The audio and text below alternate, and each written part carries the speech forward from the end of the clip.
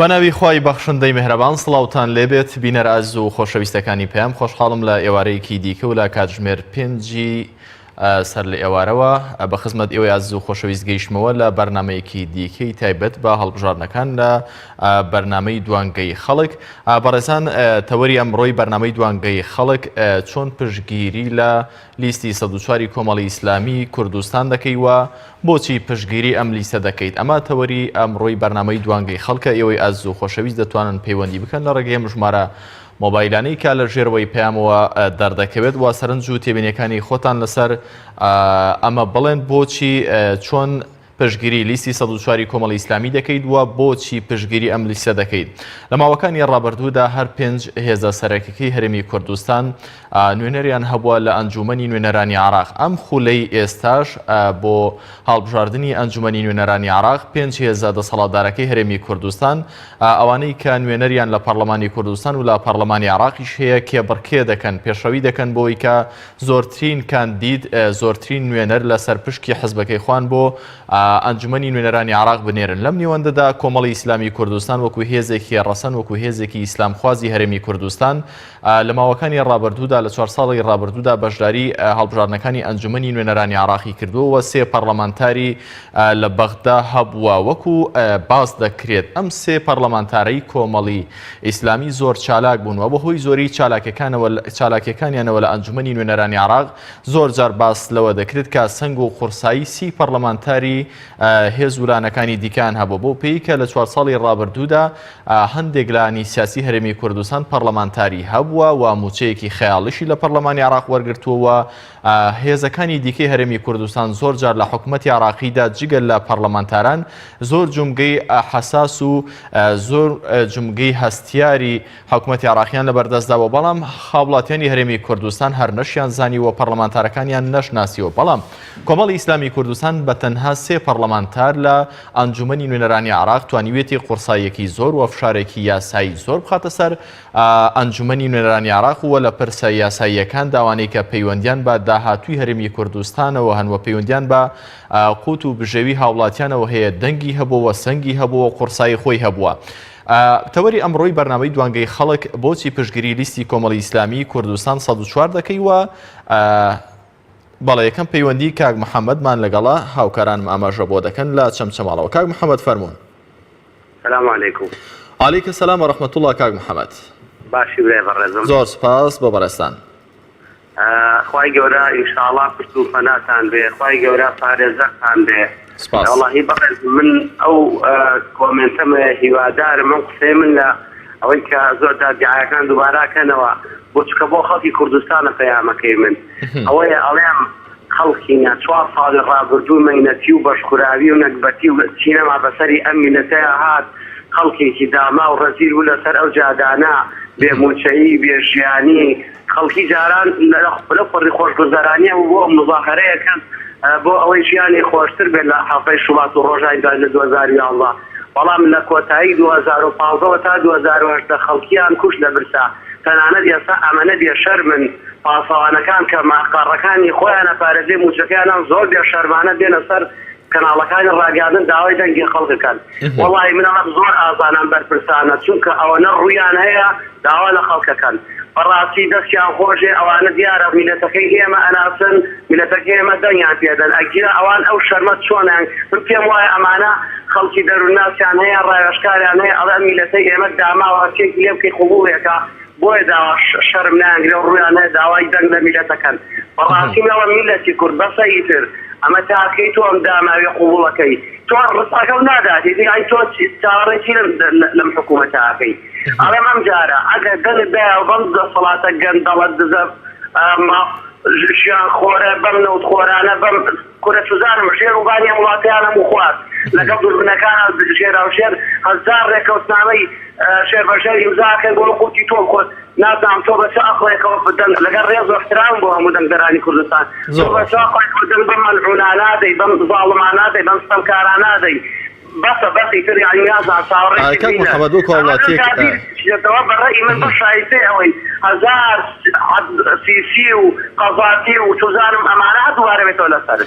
کاک محەممەد پێت وایە وەکو هاوڵاتیەک من دەنگدەرێک لەوانەیە دەنگ شتا پێ بڵێن پێ نەدەم، بەڵام من او حقيقه بنقول او حقيقه اليوم ام جارة بكومري اسلامي لقبض القرآن بس حرمي الى طلعت شوكا ام توافق الرابدوية موقفه جوامير البراسي وكيا يمرضون خوكتانا وتري زور سپاس خواستن كوتانك ان شاء الله. والله سپاس بۆ کاک محەممەد لە چەمچەماڵەوە سپاس بۆ سەرنج و تێبینیەکانی بەڕێستان.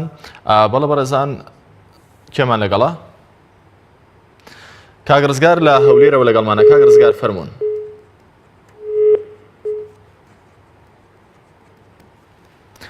بەڵە بەداخەوە پەیوەندەکەی کاک ڕزگار لە هەولێرەوە هاوکاران ماماژە بۆ دەکەن کە پچراوە هەوڵ دەدەین کە بەڕێزیان پەیوەندی بکاتەوە جارێکی کەوەری بگرنەوە.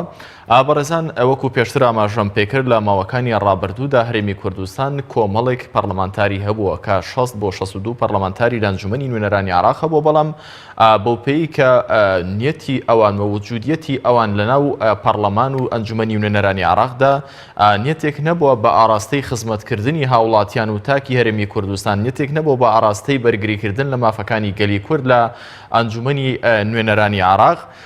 بۆیە هیچ سنگ و قورساییەکی ئەو تۆیان نەبووە هاوڵاتیانی هەرێمی کوردستان تەنانەت پیان ئاشنا نەبوون. کاگەرمیان لە کوێوە لەگەڵمانە؟ دەربەندی خان. لە دەربەندی خانەوە کە گەرمیان خۆت وتت فەرموون. من ئەڵێم پیاوی مرد حەقی خۆیەتی بەینی دێتێ. من کۆمەڵی ئیسلامی بەخوا لەوەی دەدارم قسەمە کردوێ.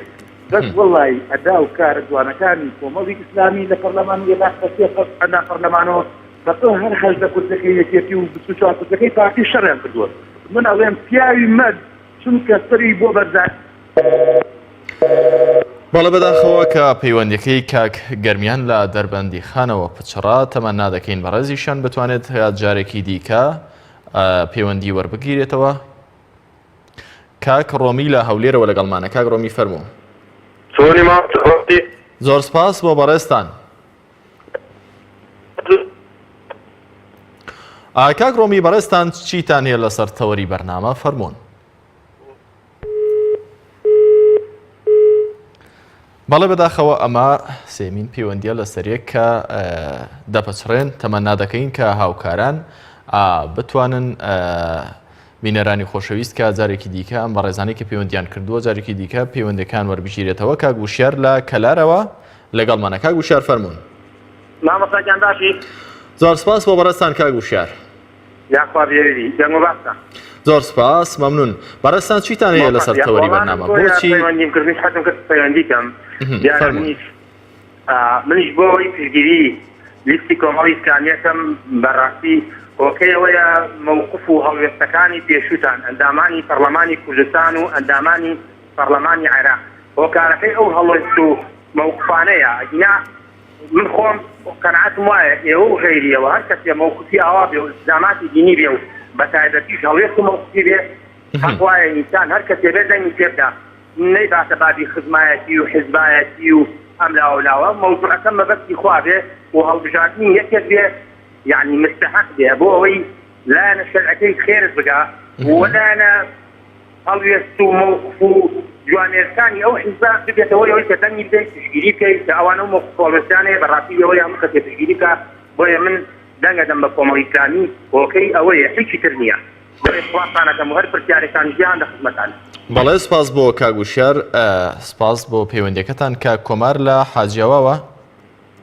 هەلو باشی برایەکەم. زۆر سپاس بۆ بەڕێستان کاک کۆمار. مەمنون سپاس. ئەمێ بە شعرێکی شێخ ڕزای تاڵەبانی پشتگیری خۆم بۆ لیستی کۆمەڵ دەربڕم. کاک کۆمار لە چوارچێوێکدا ئەگەر شعرەکە ئەزانن گونجاوە فەرموون. گونجاوە ئیشاڵڵا فەرموون. بەڵێ وتی کەرە گیان گوێگرا ئەم دەنگە دەنجی ڕێگرا هەتا زووە بابارت کەم لە ڕێگرانە ڕزگارت کەم کەردایە قاقای پێکەنین وتی هاوڕێوەرە شیرین ئەگەر من کەربم یان کۆڵ لەبەر بم گەر من کەربم کۆڵ لەبەر بم فەرقی چییە دەرتەر دەردە کەری تۆم یا هیچ زەردە. زۆر سپاس دەکەم هیوام سەرکەوتن. بەڵێ دەست خۆش بێ سپاس بۆ پەیوەندیەکەی بەڕێستان. کاک میڤان لە کوێوە؟ کاک میڤان لە هۆکەوە فەرموو. کاک میڤان. بەڵێ ئەم دەمێ هەوا باش بیکەن. زۆر سپاس بۆ بەڕێستان. بەڵێ ڕاستی ئەس وەکو لە ئەنگلێکا کۆمەڵای ئیسلامی ئەوە دەستا من دەهێتن لە ناوچە بادنەم بکەم ئەستنێ دەشێم دەنگێ بدەمە کۆمەڵای ئیسلامی و ئەوژی دەوڵەتنی خزمەتە بۆ لەڕایە من بۆ کردن بۆ کۆمەڵای ئیسلامی و بشانازی و ئەس دەنگە خۆ دەما کۆمەڵای ئیسلامی ئێستا 104 و ڕاستی ئەس نوکە نەشێم يعني مثلا ناوچه اما هندي يطالع كي هندي يعني جاي كاريه وازاديه وكما امنشين كو جبر هذا بارتي يعني بازادي كاري خو بكين رجع بتنيم لو سلمى فرزه ام دنگ خو بدين باشرين شتا براي من بو همي خلق دوكي بيتن خدمتك به ليستا 104 بكتن کاک میوان زۆرترین ئەو خۆڕۆخات و پێشێلکاریانەی لە کاتی بانگەشەکاندا لە سنووری دۆهۆکدا دەکرێن کێن و چالاکەکانی لیستی کۆمەڵی ئیسلامی لەوێ بۆ بانگەشەی هەڵبژاردنەکان چۆن بەڕێوە دەچن هیچ ڕێگریەک دەکرێت بۆ پێی کە بەڕێستان لەوێیت؟ بەڵێ والله ڕاستی پێش ئەوێک و ڕێگریشی بێتەکردن يعني چالاکی کۆمەڵژی بچەکێمە چالاکی هەوەژی يعني چالاکی کۆمەڵ بچەکێمە و هەندێک بانگەشە نایەتەکردن کۆمەڵژی دەبەرە دۆکی بچەک ضعیفە بەس ئینشاڵڵا بێ جارێ داکسوار يعني بێ ئەیە بێجلینتەوە و جملەکی زۆر بۆ خەڵکی دۆکێ پەیدا بکەن.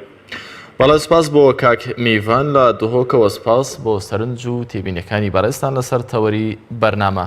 باوکی یوسف لەکوێوە لەگەڵمانە؟ باوکی یوسف لە هەولێرەوە لەگەڵمانە. باوکی یوسف فەرموون. السلام عليكم. عليك السلام ورحمة الله.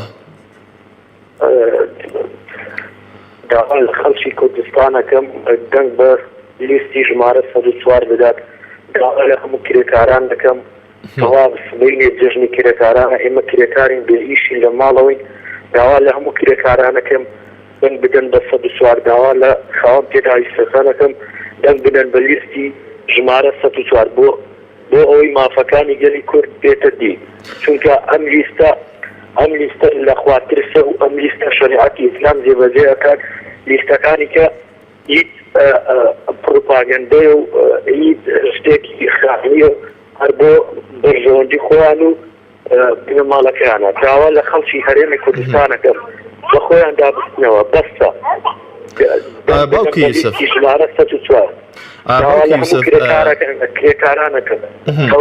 وەکو بەڕێزان ئاماژەتان پێکردین ڕۆژی جیهانی کرێکارانەوە ئەوەی کە وای کردووە کە لە ئێستادا بەتایبەت چین و توێژی کرێکاران بێکار و بێئیش بن و ئەم قەیرانانەی کە هەرێمی کوردستانی گرتووەتەوە دەسەڵاتە چاوەڕوان دەکرێت کە نوخبەی کرێکاران کە منبعی تاقەی بنیادنانی هەموو شارستانێتەکانن چاوەڕوان دەکرێت ئەم جارەشیان لەم هەڵبژاردنانەدا جارێکی دیکە دەنگ بەو دەسەڵاتدارانە بدەنەوە کە هەرێمی کوردستانیان بەم حاڵە گەیاندووەوە چین و توێژی کرێکاران کە بە بژێوی ڕۆژانەیان دەژین ئاخۆ ڕۆژانە 15,000 20,000 بۆ خوان پەیدا دەکەن تەنانەت ئەمەشیان نێشتۆ بە سیاسەتێک پێشبینی دەکەی وەکو هاوڵاتیەک بۆ کرێکارێک وە داواکاری چیە لە کرێکاران کە دەنگ بەکام لایەنە سیاسیانە بدەن ئەمانەی کە ئەم وەزعان بەسەر هەرێمی کوردستان هێناوە داوا لە کرێکارانەکەم هەموو کرێکاران کەوا دەنگ بۆ لیستە بدەن کەوا مافەکانیان جێبەجێکرێت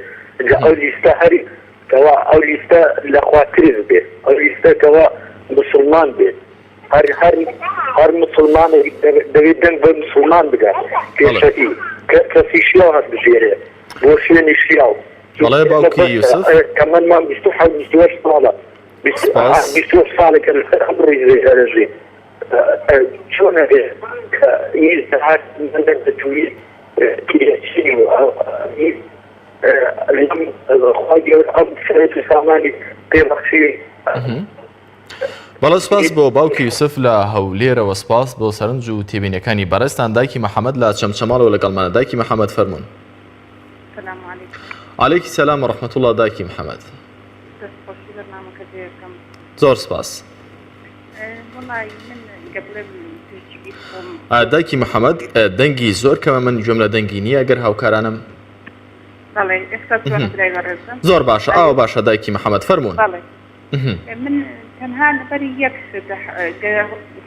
خۆمی بەدەڕم کە دەنگیشی پێ لەم حەزەکەم سەرکرد لەبەرەوەی ڕاگەیانەکانتان ڕەوشتی جوانی بڵاوی دەکاتەوە لە ناو کۆمەڵگادا بەڵام وەکو خاڵی تر وەکو خاڵەزەقەکان ڕوابکان وەکو خۆم وازینیم بەس ئەگەر هەر شتێکتان کردبێ لە ڕاگەیانەکانتان لەگەڵ بەرەئی ڕاگەیانەکانتان بەراورد بکەین لەگەڵ ڕاگەیاندنەکانی ئەوە بۆتە شتێکی جوان بۆ گەنجان دەست پێشخەرێکی جوان هیوادارم کەسی زیاتر و سپۆرت زیاتر لەبارەت لە بواری ڕاگەیاندنەکانتاندا دامەزرێن بەڕاستی ڕاگەیاندن ئەمڕۆ بۆتە خاڵێکی گرنگ بۆ هەستاکێکی کۆمەلگا بمانەوە نەمانەوە دێت ناو ماڵەکانمان جا بۆیە من دایم بۆ خۆم زۆر گوێبیستی هەموو ڕاگەیاندنەکانتانم بە ڕادیۆ بە تەلەڤیزیۆنەوە لە ماڵەکەم حەز دەکەم هەر ئەو کەناڵی بانگەواز وەک کەناڵی پێیانەوانە بێت چونکە ڕەوشتێکی جوان و ئەخلاقی فێری ئەمە بنەمایەکی سەرەکێ دەبینی ئەم دەسەڵاتە کاری کردووە لە هەموو گەندەڵەکانی شێوە کاری کردو لە ڕێی ڕاگەیاندنەکانە بۆ نەهێشتنی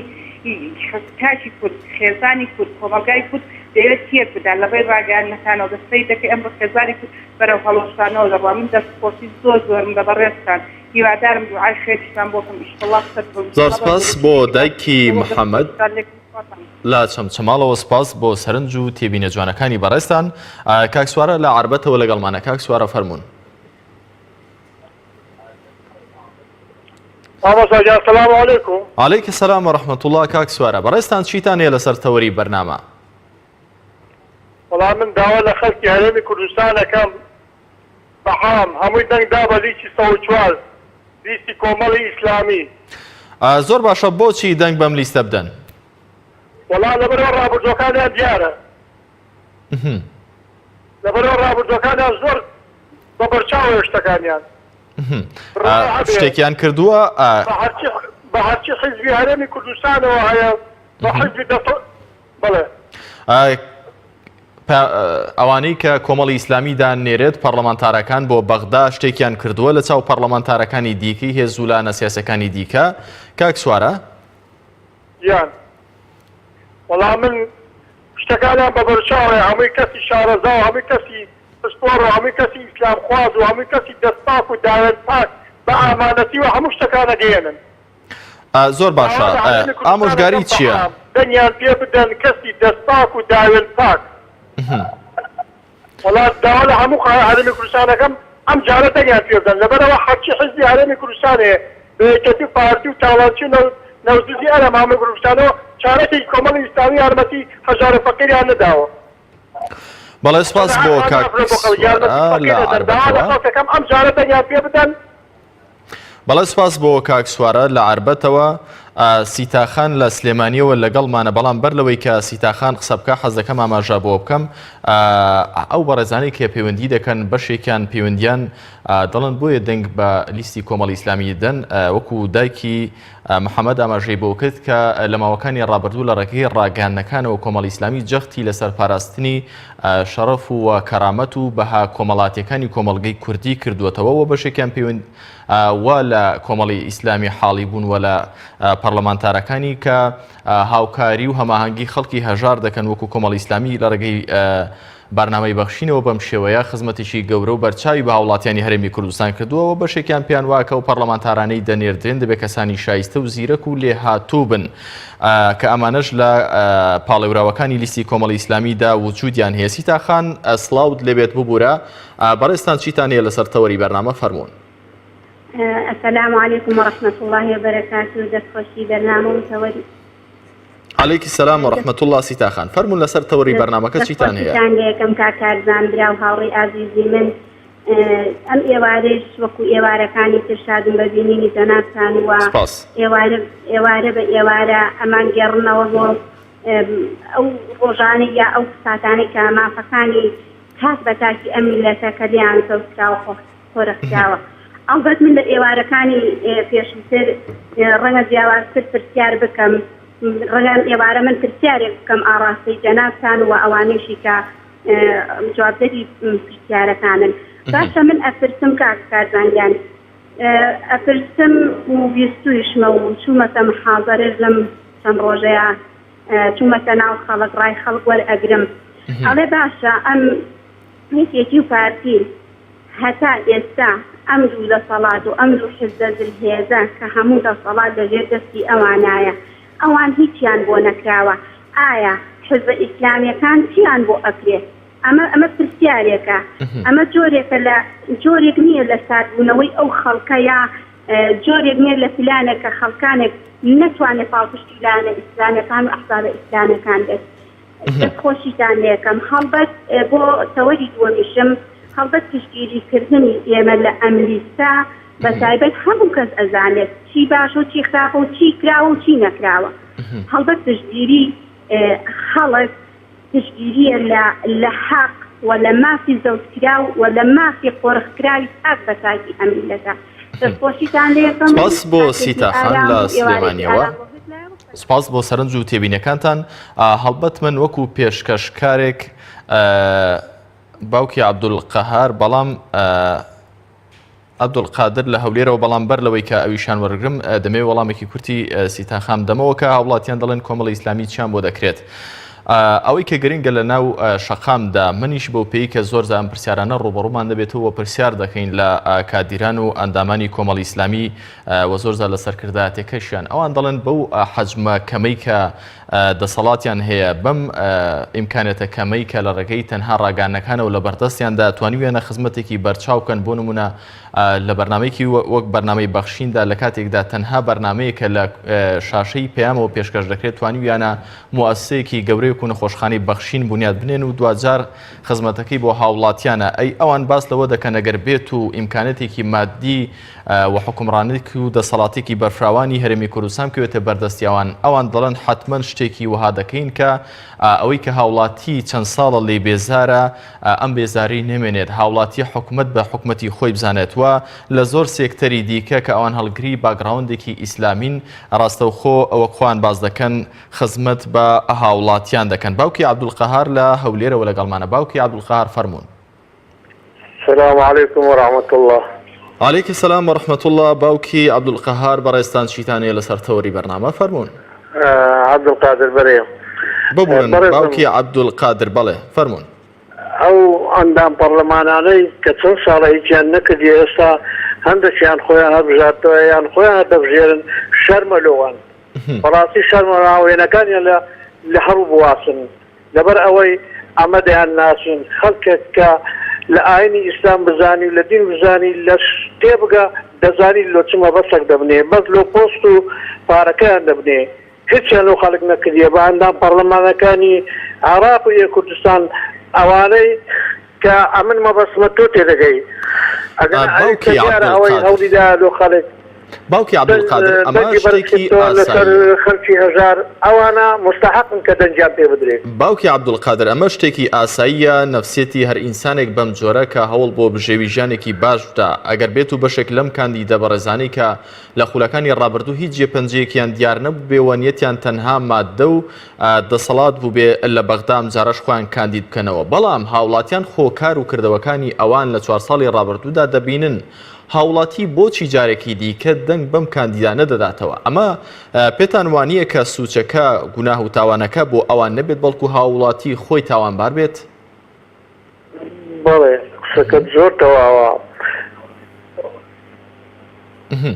قسەکە زۆر تەواوە خەڵک لازمە بیان ناسی بەس خەڵکێک تەماشا دەکە دەرێ وەڵا هەمووی هەروەشیەکە برەکاتە کۆ هەمووی هەروەشیەکە هەمووی وەچێک نییە ئەتو لەو گۆرە لۆ من ڕەش و سپی تێکە دەکەم وەچێک نییە ئەتو وا دەیناسی ئەوە چەند ساڵە کابرا ئەندام پەرلەمانە لە هەردوولا دەخۆ و خەڵک نایبینی لەسەر شاشای لە ناو پەرلەمان هەربستی لەسەر خەڵک بەجواب بێ لەسەر کەمەندان بەجواب بێ لەسەر بەنجیم بەجواب بێ لەسەر حەق بەجواب بێ ئەخر خەڵک نازانم هەر دەیە وایە کاکە بزانە باش و خراپی لێکەوە بەڕاستی داوام لە مامەسایانی ئاینەوەرە و مامەسا ئاینەکانی هەولێ مامەسای زۆر باش تەقسیمیان نەکردی وەڵڵی خواریان ڕازی بی ئەو جمعەی دادێ خودبەیان لەسەر ئەوەی بی کە چێ حەقە لۆ خەڵک دەنجی پێ بداتن بەڕاستی کات بەڕێزەکەم بەڵە سپاس بۆ باوکی عەبدولقادر لە هەولێرەوە سپاس بۆ سەرنج و تێبینەکانتان دیارەکە مامۆستایانی ئاینی ئاماژە بەوەش بکەن حتمەن لە چوارچێوەی ڕێنمایەکانی کۆمیسیۆنی باڵای سەربەخۆی هەڵبژاردنەکان ناتوانن مینبەری مزگەوتەکان تایبەتکەن بۆ بانگەشەی هەڵبژاردن بە تاکید سپاس بۆ باوکی عەبدولقادر کاکەنگاو لە چۆمانەوە لەگەڵمانە کاکەنگاو فەرموون السلام عليكم. عليك السلام ورحمة الله كاكنجاو. والله سبارت ما هالبجار بنا ونيا. بله. أم هالبجار بنا براسي زور استشفيت فيروزة وساكا لبروي أجر هالبجار بالنبي إخوانا قواسا وڵاتەکە کاولەبی بەرەو دیکتاتۆریەتی زیاتر دەڕوات ئەم هەڵبژاردنە ئەمە دەبینی زۆر وڵاتان کە بەرەو پێشچووینە لەبەر چ بەرەو پێشچووینە لەبە هەڵبژاردن چونکە ئەمە دەبینی کە کەسە خراپە دەرجینا دەگەن کەسێکی دیکە تەمشای پەرێزەکەی دەکەن بزانین ئیشەکانی جوانن ئێستا خەڵکیمە دەبینی کۆت دەکات لە نووسەکەەوە بەرەو هەندەران لەبەرچی کۆت دەکات لەبێ ژیانیان کاتە ئیش نییە موسکە نییە خزمەت گوزاری نییە ئێستا لێرەوە تەماشا دەکەین ئەوە بەهارە زستانێک کە بێتەوە کارەبا نابی ئاو نابی غاز نابی ئیش نییە پارە نییە ئێستا هەلی گەنجەکان هیچ کارێکیان نییە گەنجان چ بکەن لەم وڵاتەی ئەگەر هەلی کار نەڕەختێ وڵاتەکە بەرەو پێش نەچێت یعنی پێویستە خەڵک گۆڕانکاری لە وڵاتی خۆیدا لە ژیاندا بکات چکە لەبەرەوەی دەبینین ئێستا ئەمن تەماشا دەکەم لیستی کۆمەڵیستانی مەسەلەن دەبینم دەخوێنمەوە دەبینم لیستە چیپاس زاتە بزیە ناسا دەخواستن سبەی ئەوانە دەسەڵاتیان بکەن دەدەست وڵاتەکەی وەک وڵاتە پێشکەوتوەکان دەبژێننەوە خەڵک لەسەر ماڵ خۆی دڵنیا دەبی لە ژیان دڵنیا دەبی خەڵک بێ ئیش نابی برسی نابی ژیانەکە خۆش دەبی پێویستە خەڵک کەسانی دەستاق و ئەمین هەڵبژێری کاک هەنگاو بەڕێستان کەسانی دەستپاک و ئەمین و کەسانی زیرەک و ئەزانە بۆ پەرلەمانتاری و بۆ نوێنەراتی گەلی کورد بۆ پەرلەمانی عێراق لە لیستی کامێک لە حەزبەکاندا دەبینەوە بەڵێ وڵا ئەمە زۆرم خوێندیتەوە بەخوای بەس کۆمەڵی ئیسلامی لەبەرەوەی کە دەبینم کۆمەڵی ئیسلامی دەستواکرسا لیستێکی پاکە دەست ئەمینە کە دەنێکی ئەو هەموو بەرنامەی بەخشین نەخۆشخانەی بەخشین و تەماشا دەکەی باوەکە هیچ کەسێشکە وها ناکە ئێستا ئەو هەموو سارەی دەبەرێمە ئیسلامی 20 ساڵە دەباش ئێستا لەدەست کۆمەڵی ئیسلامی باە دەبڵوا بکە فەقیر لەو هەرێمەی نامە ئەم شارعانە ئەم زادانەی ئەم کوردستانەی هەر هەمووی دەکرا دووسایی باوەکە لە هەر هەموو شار و شارۆچکەکان ژیاندادین دەکرا بەڵێ سپاس بۆ هەنگاو لە چۆمانەوە کاتی باشم پێدای سوپاس بۆ سەرنج و تێبینەکانی بەڕێستان کە کاوە دەمێکە لە سەرخەتە لە تەکیەوە لەگەڵمانە کاکاوە فەرموون. السلام عليكم. وعليكم السلام ورحمة الله كاكاوە. زۆر سپاس بۆ بەڕێستان. زۆر سپاس. والله حەزەکەم من بۆچوونی خۆم دەربارەی ئەمجاری ئەنجومەنی وەزیرانی عێراق بڵێم من وەکو گەنجێک قسە ئەەکەم کەوا پێش چەند جارێک دەنگم داوە بەڵام دەنگا لەسەر ئەو بووە کە من چی کەسێک واتاچی حیز دەدەم کوردستانە زیاتر خزمەتی دینی ئیسلام و ڕێگەی خۆی گەور یاخود هەژار لە قەومای کردووە من خۆم کاتێکەوە چوومە سەر سنووقی دەنگمدا بیرم لۆ کردەوە پێشتر ئەو لیستا کە هەڵم زارد بوو کەوا کۆمەڵی ئیسلامی بوو کە دەنگم دا پێی لەسەر چەند هەڵوێستێکی کەوا من دەنگم پێدا ئەوە بوو کاتی خۆی کەوا من لە زانکۆ بووم یعنی حیزبی کۆمەڵی ئیسلامی یعنی چەند جارێک هاوکاری هەژار و قوتابیەکەم دەرامەتەکانی کردووە بەڕاستی یعنی کاریگەری زۆر هەبوو لەسەرم هەمیش هەلێرەوە لەم کەناڵەیە جوانە بوو کەناڵی گەورەیەوە داوا لە سەرمایەدار و کەسی کۆبەخش و بەخشندە ئەەکەم کەوا هاوکاری خوێندکارانی زانکۆ بکەن لە داخلەکانە بەڕاستی لە ڕۆژگاری ئەمڕۆدا ئەو کەلانەی کەواخی لەوە هەرێمی کوردستان کردووە کەوا بۆتە هۆی ئەوەی چەند خوێندکارێک لە پۆلی 6 بە ماندووبوونێکی زۆرەوە بەچین هامەتێکەوە واتە بەوەی کەوا ئەخوێنێت دەرەجێکی باشێنێت دەچێتە زانکۆ توانای ئەوەی نییە 4 ساڵی زانکۆ. بەڵێ سپاس بۆ کاکاوە لە تەکیەوە سپاس بۆ سەرنج و تێبینەکانتان پەیامەکەتان گەیشت سپاس بۆ سەرنجەکانی بەڕێستان. نەسرین خان لە سلێمانیەوە لەگەڵمانە. نەسرین خان فەرموون. السلام عليكم ورحمة الله وبركاته. عليك السلام ورحمة الله وبركاته. نسرين خان بەڕێستان چیتان هەیە لەسەر تەوەری بەرنامە فەرموون. والله داوا لە هەموو مسلمانێکی بڕوادار بڕوای بە خوای گەورە هەیە بە پێغەمبەری خوا هەیە صلی الله عليه وسلم بە دنیا و بە قیامەت بەرنامەیەکتان پێ الحەمدولله من هیچی کەم نییە بەڵام ئەڵێم کەسێک لە قورئان و سونەتەوە هەڵوێنرا بێت خوا حەیف نییە تۆ لەسەر ئەوە دەنگ بدەی بە کەسێتر داوا لە هەموو مسلمانانەکەم لەو کەسانەی بڕوای بەخوای گەورەیە نمونەی ئەم ئەندام پەرلەمانانە ئینشاءالله دنیا و قیامەت وسۆگەرەکەین ئەگەر ئێمە لەسەر وەکو کۆمە ڕێگاڕاوەکەی کۆمەڵی ئیسلامی بڕۆین داواکەم لە هەموو مسلمانان پشتگیریانکەم شێشێکم لەو کەسانی پشتگیریانەکەم و ئینشاءالله هەتا بۆشم بکرێ قسە بۆ مسلمانانەکەم زۆر باشە نەسرین خان بەڕێستان دەڵێن پشتگیری کۆمەڵی ئیسلامی دەکەن و پشتگیری لیستەکەی دەکەن بەشێک لە وڵاتیان هەرێکەی بە هۆکارێکەوە دەڵێن دەنگ با لیستی ١04 کۆمەڵی ئیسلامی دەن هەندێکیان بەهۆی بەرنامەی بەخشینەوە هەندێکیان بەهۆی ئەم ئەخلاق و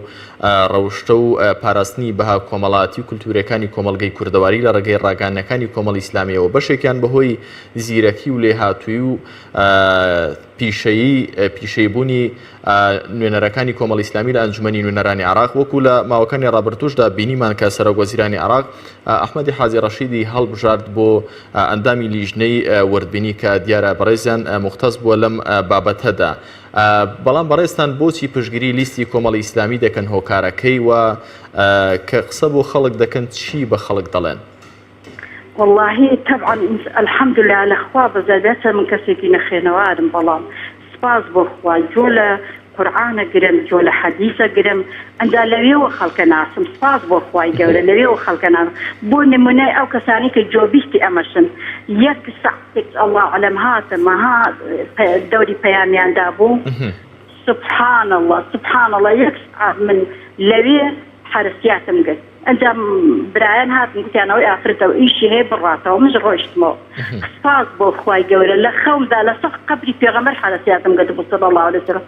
چەند ڕۆژ هێنام و بردم گوتم والله پێغەمبەر صلی الله علیه وسلم ئەم ئیسلامەیە معنای وایە چۆتە ریزی ئیسلامە کەی پێغەمبەرەوە صلی الله علیه وسلم ئیتر من چی بڵێم بەرامبەر بەم مسلمانانەی ئینشاءالله ئەو کەسانی دەنگشی پێدەن هەم لە دنیایە خوای گەورە چاکەکە ئەیان باتە سەر ڕێگەی چاکات هەم لە قیامەت ئینشاءالله پاداش زۆرە گرن بەڵێ سپاس بۆ نەسرین خان لە شاری سلێمانیەوە سپاس بۆ سەرنج و تێبینەکانی بەڕێستان کاک مامەند لە شەقڵاوەوە لەگەڵمانە کاک مامەند فەرموون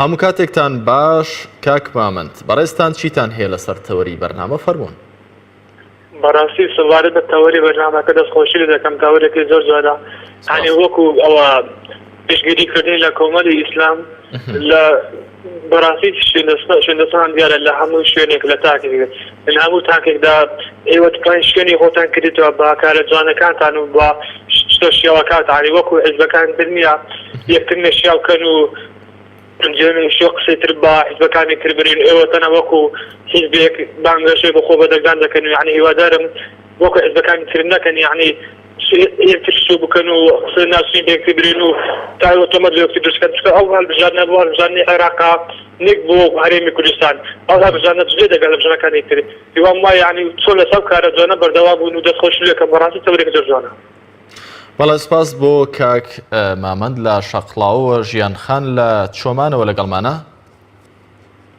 سلام علیکم وعلیکی سەلام وەڕەحمەت الله ژیان خان بەڵێ ئێمە پشتگیری خۆمان بۆ لیستی ژمارە سەرکاری دووپات دەکەینەوە بۆچی دەنگە دەنگ بە کۆمەڵ بەڵێ چونکە کۆمەڵ لایەنێکی پاک و دەست پاک و ڕاستگۆیە ئاشتی خوازە بەڕاستی زۆر باش دەنگی خۆمان دەنگ بە لیستی کۆمەڵ زۆر هاوکاری خەڵکی هەژار دەکەن زۆر شایستەن ببن بە پەرلەمانتار زۆر باش هیوادارم هەموو خەڵک ژیان خان هەرێکێک لەم بەڕێزانەی کە پێش بەڕێستان پەیوەندیان کردووە هەرێکان بە هۆکارێک و سەبەبێک دەڵێن دەنگ بە لیستی ژمارە ١04 کۆمەڵی ئیسلامی و کاندیدەکانی دەدەن بەڕێستان ئەگەر بێت و دەنگ بە لیستی کۆمەڵی ئیسلامی بدەن لەبەر چی هۆکارەکەی چییە؟ بەڵێ هۆکارێکی ڕوو ئاشکرا بەڕاستی چونکە دەست پاکن زۆر بەدینن ڕابردیان دیارە بەڕاستی هیوادارن هەموو خەڵکی کوردستان دەنگ بدەن بە لیستی کۆمەڵ زۆر دیندارن دەست پاکن ئەمینن هەدانەتن بەڕاستی بەڵێ سپاس بۆ ژیان خان لە چۆمانەوە سپاس بۆ سەرنج و تێبینیەکانی بەڕێستان کاک ئەحمەد لە سلێمانیەوە لەگەڵمانە کاک ئەحمەد فەرموون سلام علیکم علیکم سەلام وەڕەحمەت الله کاک ئەحمەد باش کاکە کارزەنگان زۆر سپاس بۆ بەڕێستان کاک ئەحمەد. بەڕێستان چیتان هەیە لەسەر تەوەری بەرنامە فەرموون. کاک ئەحمەد بەر لەوەی کە قسە بکەی لە ڕێگەی مۆبایلەکەەوە گوێ لە من بگری سپاس دەکەم. بەڵێ بەڕاستی من ینی 4 ساڵ بەر لە ئێستا دەنگمدا بە کۆمەڵ دەنگمدا بە لیستەکەی ئێوە بەڵام ئێستا حیزبەکەم گۆڕیە لە برەی دەنگمدا بە کۆمەڵ هیچ وجودێکی نەبوو. هیوادارم خەڵکینە هێزێکی نوێ تاقی بکەنەوە. هیوادیسە من وەکو خۆبەخشێکی نەوەینە قسە دەکەم. بەڕاستی دەنگم بەوانە لە برەی 4 ساڵ بەر لە ئێستا دەنگمدا بە کۆمەڵ ئەم لیستەکەی خۆتان هیچی نەمدی هیچ بۆ خەڵکی بکات. بەس هیوادارم دەنگ بە نەوەینە. کاک ئەحمەد پرسیارێک لە بەڕێستان بکەم. کاک ئەحمەد ئەگە بکرێت لە ڕێگەی مۆبایلەکە گوێ بگری سپاس دەکەم. تۆ بۆچی دەنگت بە لیستی کۆمەڵی ئیسلامیدا 4 ساڵ لەمەوبەر؟ تۆ چاوەڕوانی چی دەکەت چی بکرێت؟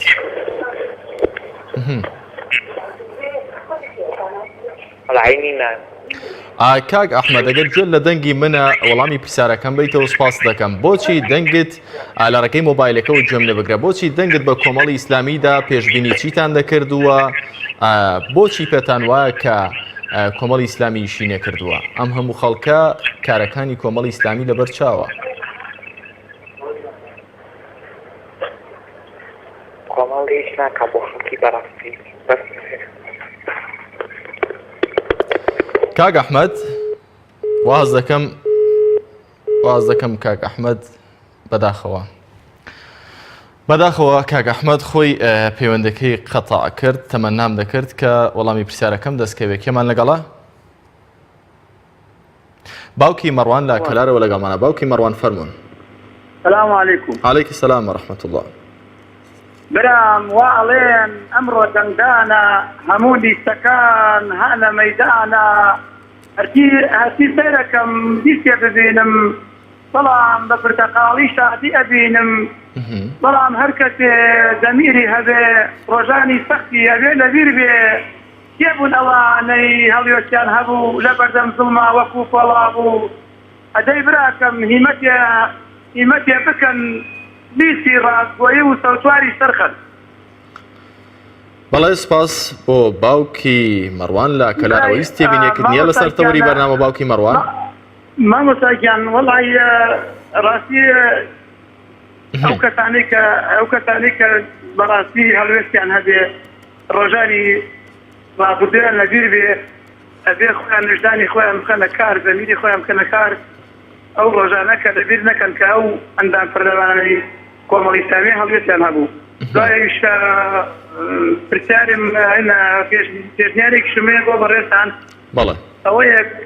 ئەوەیە کە ڕاستی ئەندام پەرلەمانەکانی تر ئەوانەی کە لە ناو کۆمەڵی ئیسلامیە هەیبەتیان هەبوو بێنە ناو جەماوەرەوە نەک هەر ئەو کاندیدانەی کە خۆیان کاندید کردووە ئەوانەی تر لە شوێنەکان لە شار و شارەچەکان کۆڕ ببەسن سیمێنار ببەسن بێنە ناو خەڵکۆ لە هەموو شارەکان بە تایبەتی لە شارەکانی کەرکووک و دووس و ناوتەدابراوەکان ئەوە بەڕاستی هەڵوێستێک ببێنن لەوێ بشنە ناو جەماوەرە لە شاری کەرکووک لە دووس غورمات و لە شارەکان ناوتەدابراوەکان بۆ ئەوەی کە بزانن کۆمەڵی ئیسلامی بە هەموو شێوەیەک دیفاع لەو ناوچانەکە ئەو پێشنیارەمە هەیە دەستخۆشتان لێەکەم. بەڵێ سپاس بۆ باوکی مەڕوان لە کەلارەوە سپاس بۆ پێشنیارەکەشتان تەمەنا دەکەم کاو بە ڕێزانەی کە ئێوە مەبەستان ئێستا ئاگان لە بەرنمەکە بێتووە خۆیان بڕۆنە ناو خەڵکەوە و پاڵپشتی خۆیان بۆ هاوڵاتیانی ناوچە کێشە لە سەرەکان دیارەکە ئێستا ئەم ناوچانە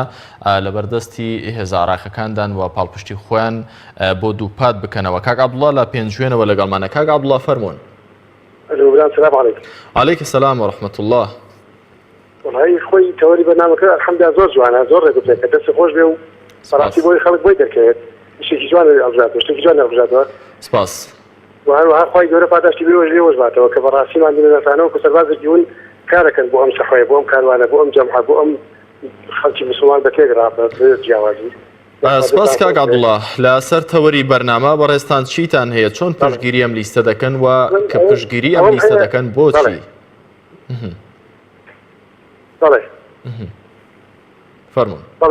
بەڵێ من ئەڵێم ئەگەر بچی لە خزمەتی فەرمایشتێکی پێغەمبەری خوا صلی الله علیه و سلم فەرمێت المسلم من سلم المسلمين من لسانه ويده سبحان الله پێغەمبەری خوا صلی الله علیه و سلم کاتێک ئەو شتانەی فەرمووە یەکسەر دەستبەجێ خوای گەورە شایەتی بەداوە فەرمێتی مسلمان ئەو کەسەیە کە خەڵک لە دەست و زمانی ئەمین بێت ئەمانەیش دەرکەوتووە چەند ساڵە چەند وەختە چەند کاتە ئەگەر خەڵکێک خۆی لێ هەڵە نەکات خۆی لێ گێن نەکات بەڕاستی شتەکان دەرکەوتون کە ئەو چەندین جار تەما ئەو شتی گەورە خراوەتە بەردەستیان بەڵام خوای گەورە چاکەی لەگەڵا کردوون ئەوانیان ڕێکردوێتەوە لەبەرەی خەڵکی مەزلوم و لەبەرەی خەڵکی داما و ستەملێکراوە بوون هەروەها خەڵکی کێشمان بینی کە چۆن چوو ئەوێ بەی کوردستان شتێکی نەخوارد لە هەمان کاتە خەریکی پیسخۆری و خەریکی شتی خراپ بوو ئەوە بە بەڵگە شتەکان دیارن یەکێ پێویست ناکات بە تەلەفۆن هەموو شتە بڵێ خەڵک خۆی عەقڵ و وەشمەند بەڕاستی دیارە و هیچ گومانێکی تیان نییە کە خەڵک چۆن لە کوردستان شتێکی نەخوا بە ماڵەهەتی و هەستا چوو دێش بەشی هەتی و عەرەبەکانی شێنان لێ هەتاکو زوو شار بەدەریان کردێتەوە حەقیقەتێکەوە دیارە بەڕاستی. بەڵێ سپاس بۆ کاک عەبدوڵڵا لە پێنجوێنەوە سپاس بۆ سەرنج و تێبینیەکانی بەڕێزتان. کاک محەممەد لە سلێمانیەوە لەگەڵمانە. کاک محەممەد فەرموون. سڵاوی خۆی گەورە لە بەڕێستان کاک محەممەد بەڕێستان چیتان نیە لەسەر تەوەرەکە فەرموون. بەڕاستی لیستی کۆمەڵی ئیسلامی کوردستان من بە لیستێکی زۆر داخی شێخێکی زانم لە ڕێی سیاسەتی لە ڕێی سەرجەم دوبارەکانی لە ڕێی ئاینیشەوە و هەم کاک محەممەد ئەگەر بکرێت دەنگت یەک تۆز بەرز بکەیتەوە هەم بینەرانی بەڕێز هەمیش من بتوانم گوێم لە دەنگتان بێت سپاس دەکەم. بەڕاستی کۆمەڵی ئیسلامی من بەڕێک بە لیستێکی زۆر باشی شێخێکی دەزانم کاریگەکانێکی زۆر فەراگن و زۆر بە جورئەتن لە کۆمەڵە لایەن باشترن کۆمەڵە لایەن هەر ئەڵەی مسکینی هیچ جاگان لە سیاسەتی ئەو شتانە نییە نازانم بۆچی بە ناوە خۆشان بە حیزبێکی باشە زانن و ئیشەڵێن بەڵام من بە پێشکەوتی نازانم بەڵام کۆمەڵی ئیسلامی لە ڕووی بانگەکەشەوە زۆر بە هێمنانە و بە ئارامانە بانگەکەی خۆیەکە و کاریگەکانێکی زۆر ئەکتیڤی کاراکرد دەستخۆشیان یەکەم وادان سەرکەوتوو بوون و پێم خۆشە لایەنەکە بەعزی لەو لایەنانەکە تاو لە لیستی سەوتوانی کۆمەڵی ئیسلامی کوردستان. بەڵێ سپاس بۆ کاک محەممەد لە سلێمانیەوە سپاس بۆ سەرنج و تێبینیەکانی بەڕێستان. کاک محەممەد لە هەڵەبجەی شەهیدەوە لەگەڵمانە. کاک محەممەد فەرموون. سلام علیکم وعلیکم السلام ورحمة الله. کاک محەممەد بەڕێستان چیتان هەیە فەرموون. ماوەسەگیان ئێمە چۆن بتوانین پێگیری لە لیستی سەوچوار بکەین؟ ئێمە سەیری ئەو لیستە بکەین لیستێکی پاکە لیستێکی ڕابرد و پاکە دەست پاکە ئەمینە. ئێمە ئەحمەدی کاک ئەحمەدمان لەبیر بێ کاک ئەحمەد گەورەترین جوهدی کرد لە بودجە بۆ هەرێمی کوردستان ماوەسا سەلیم ششکەیی کە گەورەترین جوهدی کرد لە دانانی یاسای زدی مخدرات و عارق و ئەو شتانە کاکزانە ئەوەی تر باوار بووە تێ ئیش و کارەکانی ئێمە ئەبێ هەرتاکێکی ئێمە ئەبێ لیستی سەوچواری کۆمەڵی ئیسلامی بە لیستی خۆمان بزانین بە لیستێکی دەستپاکە ڕازگۆیە ئەمینە ڕابرد و پاکە ڕابردی شاخ و شاریان هەیە شەهیدیان هەیە خیانەتیان نەکردووە ئەوانە کە زۆرن ئەوانەی بینامان خیانەتیان کرد. 16 ئۆکتۆبەرمان لەبیر بێ کە لە سا 51 خاکی هەرێمان لەدەستدا بەهۆی ڕێفراندۆمێک و ڕێفراندۆمێکی سەقەتەوە کە هیچ سوودێکی بۆ هەرێمی کوردستان نەبوو. بەڵێ سپاس بۆ کاک محەممەد لە هەڵەبجەی شەهیدەوە سپاس بۆ پەیوەندەکەی بەڕێزتان. کاک محەممەد لە ژاراوەوە ئەمە سێمین پەیوەندی لەسەرێک کاک محەممەدەکان بەشداری دەکەن. کاک محەممەد فەرموون. کاکە دڵت خۆش بێ بەڵام من کێبینێکم لەسەر لەڵەوەکەی هەیە پێم خۆش بوو بنووسرابان لەسەر چ ئەساسێک دەنگ بە لستەکان دەدەن. زۆر باشە. سپاس بۆ پێشنیارەکەت بە تەکید کوردستانی هەمومان وەکو جارەکەی دیش حەزم کردی بە شتێکی سادەی هێنامەوە کەس بە خۆی دڵ خۆی ناڵێت ترسا. ئێوە 5 فراکسیۆن بەشداری پەرلەمانتان کردووە لە عێراق چتان بەرهەم هێنا با وەکو ئینسان دۆستێک لەسەر وەزعەکە بدوین نکوڵی ناکەم خەڵکی چاکتان هەیە و دیفاع کراوە بەڵام بە تەنها چتان پێکرا. زۆر باشە. کاک محەممەد پێتان وایە کە کێ دەتوانێت کارێکی بەم شێوەیە ئەنجام بدات کە ڕاستەوخۆ پەیوەندی بە قوت و ژیانی هاوڵاتیانی هەرێمی کوردستانەوە هەبێت. مەبەستمەوەی کارێکی وها گەورە بڕیارێکی وها گەورە لە لوتکەی هەڕەمی دەسەڵات و حکوومەتدا. پێتان وایە ئەمە کۆمەڵی ئیسلامیە بەم حەجمەی لە ئێرەوە لە بەغدا دەتوانێت بڕیارێکی وها بدات یاخود ئەمە هێزەکانی ترن؟ ئەگەر حەزی تۆش و بینەرانی دەکەم تۆخوا لەو کوردستانە پیرۆزەیدا لەو خاکە بە پیت و بەرەکەتەیدا ئێستاوامان لە هاتووە قسە لەسەر شتێکی سەرەکی دەکەین کە ژیانە ئەی ئەمە چمان کردوە چەند ساڵە ئەچەند بۆ دەسەڵاتدارانی کوردستان کە وەزە ئاوای لەبێ بەو شێوەیە مەقسە لەسەر قوتی ملەتی بکەین ئەی سەربەخۆین ئەی خاکووەتەنن ئەی دیفاعن ئەی کوردستانەکەن ئەی ساڵەهای ساڵە کاکە من تەمەنمەیە خەڵک بە تاپڕێی بە ساسمەزەنی دەسۆبەرەکانی شەڕ لە زدی دوشمنانی کوردستان وەرن با بە هەموو لایەکمان کوردستانەکەی گۆشتین ئەوانەی کە خیانەت بە کوردستان دەکەن داواتان لێ دەکەم هەموو یەکگرتوو من دووریان بخەنەوە لە دەسەڵات تێگەیشتی وەیە دەڵێن پێم خۆش بوو لە بۆیەکە وا بنووسرابایە لەسەر ئەساس و بنەمایە دەنگ بەلستی کۆمەڵ دەدەن ڕێزم بۆتان هەیە خەڵکی چاستان هەیە ئەو جارە دووپاتی دەکەمەوە بەڵام چ کراوە کاکە چمان بۆ کورد کرد زۆر باشە پێ عیبە لە ناو کوردستانی کە باسی وای لە هاتووە وا سیاست سەقەت کردو باسی سیاسەتیش بکەین چ دەفەرمووی تازووا بەدەمەوە دەست کۆز بێ هەر تەنها ئەوم هەبوو کاک محەممەد ئەوەی کە بەرپرسیارە لەوەی کە دوای 27 ساڵە حکومڕانی هاوڵاتیان تەنها بیر لە قوت و لە پارویەک نان بۆ بژێوی خۆیان و ماڵ منداڵیان بکاتەوە ئەمە هێزە بچووکەکان بوون کە لە بڕیارداندا نەبوون لە حکومەت یاخود هێزە گەورەکان بوون کە وەک دەزانین هەرێمی کوردستانیان وەکو شووتێک دووقاش کردووە بەسەر دوو زۆندا کامیان بوون؟ ئەمە شتێکی ئاسان نەکراوە ئەو دوو هێزە بوون دوو هێزەکە بوون بەڵام حتا ڕێگنەیەم لە هەر پێنجیان هەیە هەر کەسە بەقەدەر خۆی بوونەتەوە ئەوکەی دوو دەسەڵاتەکە یەکەم ڕۆژی باشە تۆ کە من پیاوی خراپ بووم جارێک دوو جار بۆ هاوکارنی بۆ لەگەڵم دەڕۆی ڕێزم بۆ وەزیرەکەی ئەو پەڕی معاوەلەی دەکەن ڕێگەیان لێ دەگەن ئێوە ئەوە دوومان لەگەڵی دەمن زیاتر تۆ کە جارێک من تەجروبەکە دوو جاتە هیوادارم لە ئایندەدا بە هەموو لایەک ئەوانەی خۆیان بەباز دەزانن خزمەتی خاک و وڵاتەکەی بکەنەوەی بەڵێ سپاس بۆ کاک محەممەد لە ژاراوە سپاس بۆ سەرنج و تێبینیەکانی بەڕێستان. کاک عیماد هاوکارانم ئاماژە بۆ دەکەن کە کۆتا پەیوەندی ئەماڵخەی بەرنامەی دوانگەی خەڵکە. کاک عیماد سڵاوتان لەبێت و بەڕێستان چیتان هەیە لە سەر تەوەری بەرنامەکە فەرموون. سلام علیکم باش کاکە گیان. زۆر سپاس بۆ بەڕێستان کاک عیماد.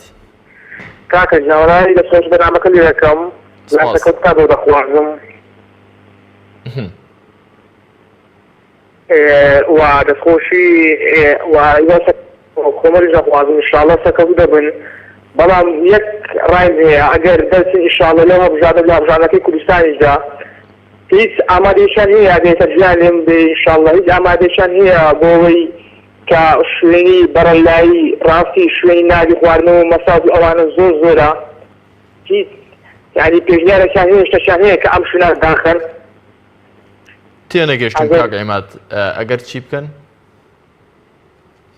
ئەگەر ئەم شوێنە بەرەلایی داخەن لە کوردستان ڕاستی تێگەشتم کاک عیماد بەرنامەیەک دارن بۆم خۆزگە کاندیدێکمان لابووە بەڵام شێواز و فۆرمی بەرنمەکە بەم شێوێنیە کە مقابلەی کاندیدەکان بکەن ئاخۆ داخوا چ بەرنمەیەکیان هەیە گەر بێت و دەرچوون لە خولی هەڵبژاردنەکان وەبوون بە ئەنجومەنی وابوون بە ئەندامی ئەنجومەنی نوێنەرانی عراق ئەمە ئەوان دەبێ وەڵام دەنەوە بەڵام حتمما هەموو هێزێکی سیاسی کاتێک کە فکرە و ئایدیای خۆی تەڕەحداکە بۆ ناو کۆمەڵگا کۆمەڵێک پرەنسیپ و هێڵی گشتی هەیە دیارە ئەمانی کە تۆ بەڕێستان ئاماژەتان پێکردن مەیخانەکان و باڕەکان و مەساجەکان ئەمانە پێم وانییە بەو پێی کە خوێندنەوەم هەبوو بێت لەسەر پرەنسیبەکانی کۆمەڵی ئیسلامی پێم وانیە ئەمانە لە ناو پرانسیبە و بنچینیەکانی کۆمەڵی ئیسلامیدا جێگەیان ببێتەوە ئەمانە شتەی شەخسین و هاوڵاتیان خۆیان دەتوانن وەک چۆن لە ناو دەوڵەتی مەدەنیدا ئەمە بوونیان هەبووە لە ناو ماڵەکانی خۆیاندا شتیان کردووە و ڕێگریشیان لێ نەکراوە